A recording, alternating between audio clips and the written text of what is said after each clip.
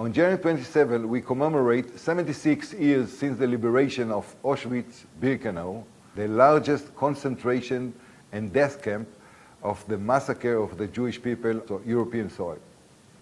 As a son of a Holocaust survivor, I often relive my father's stories that are difficult to believe.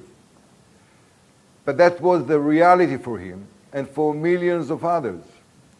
No one can doubt the survivors whose testimony are soaked with the blood of their families and loved ones. We must commit to ensure that these testimonies are always heard. This is our oath, to remember and not to forget, to echo the memory for all time. As the coronavirus has spread, anti-Semitism grows.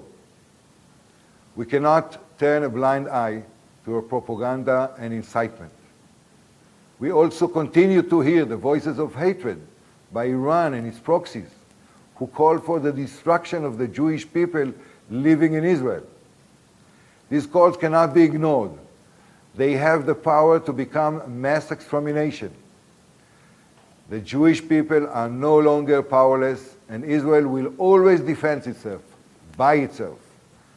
Despite the negative trend, this last year also saw sign of hope and change. We can see a new era, an era of mutual discussion, an era of peace.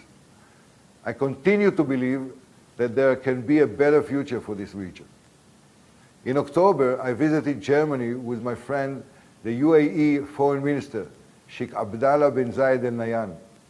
At his initiative, we visited the Holocaust Memorial in Berlin. In a moment of history, I shared my family's story with him and with Heiko Maas, the German Foreign Minister. I felt a special sense of pride.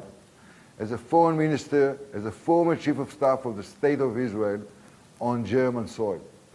Our joint visit sent a strong message to the whole world, a message of recognition of the history of the Jewish people, and a message of unity.